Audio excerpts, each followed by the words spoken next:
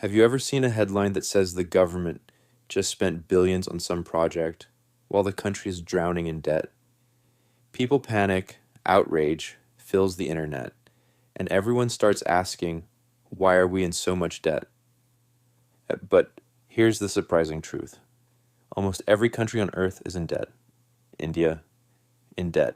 The United States, in debt. Even rich countries like Germany, Switzerland, and Qatar, yep, they owe money too. Japan's debt is double its entire economy. And the United States, it owes over $36 trillion. Sounds insane, right? So, what's really going on? Why are all these countries borrowing money? Why don't they just print more cash?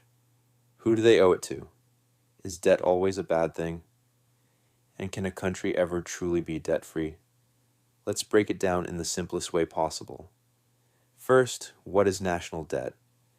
National debt is the total money that a central government owes to lenders. Just like individuals or businesses take loans when their expenses are more than their income, governments borrow when their spending is more than what they collect, usually through taxes. Now, keep in mind this debt belongs to the central government, not the states or cities. For example, U.S. national debt means debt held by the federal government, not debts taken by California or New York.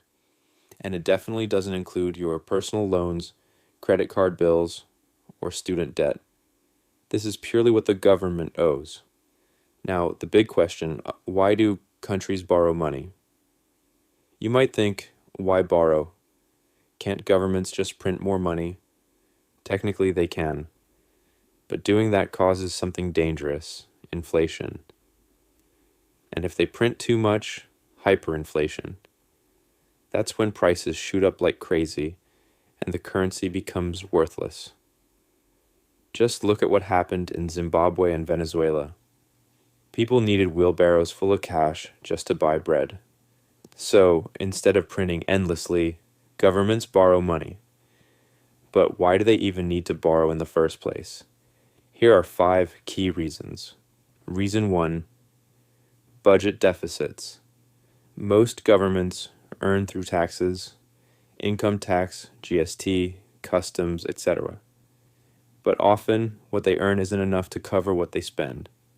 Let's say the government earns $3 trillion through taxes, but needs $4 trillion to run schools, build roads, pay army salaries, and more. That $1 trillion shortfall, that's a budget deficit. Now, the government could raise taxes, but nobody likes that. Or they could cut spending, but that often hurts the poor and weak. So, the simplest short-term solution, borrow the extra money.